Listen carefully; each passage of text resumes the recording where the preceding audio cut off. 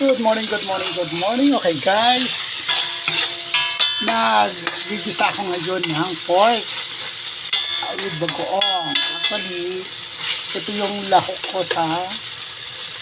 para sa laing, sariwang laing. Mostly kasi dito sa Manila, pag laing, yung pinatuyo. Pero, ito ngayon ay sariwang laing. Kaya ngayon, ilalagay na natin yung sariwang laing na pinakuluan ko 3 times ko siyang pinakuluan. 3 times ko rin tinapon yung sabaw ng pinakuluan.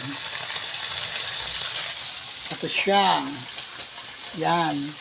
Pinakuluan ko siya and then tinapon ko. 3 times ko siyang pinakuluan para hindi siya makate. Okay. Okay. Ngayon, isinama na natin inilahok na natin ang laing. At pakukulaan natin siya sa pangalawang gata.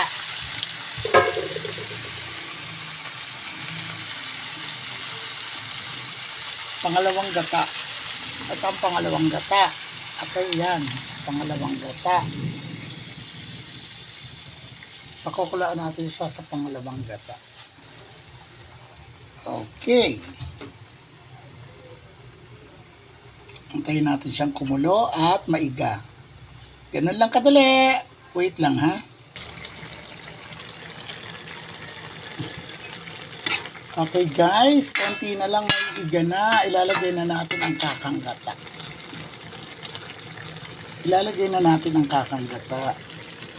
Ang nabili ng sariwang laing is more on tangkay. Sa labas lang ng plastic yung mga dahon. Talagang madadaya ang mga nasa Karamihan sa mga nasa palengke, gumagawa sila ng pandaraya. More on tangkay ang nasa loob. Pinalibutan lang yung labas ng nakikita. Sa plastic, pinalibutan nila ng dahon. Kaya makikita mo puro tangkay yan. Ang dahon ay ilan lang. Yan lang ang dahon. The rest, tangkay.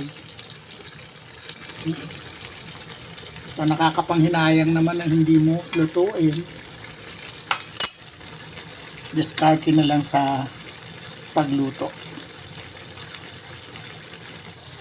Okay guys, ilalagay na natin ang kakanggata.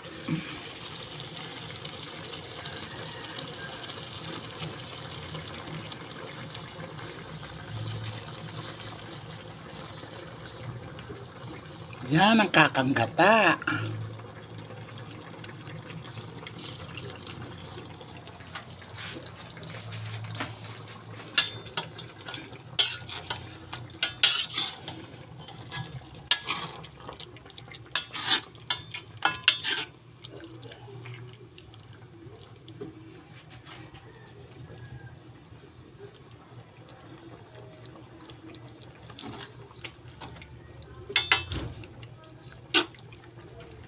Okay.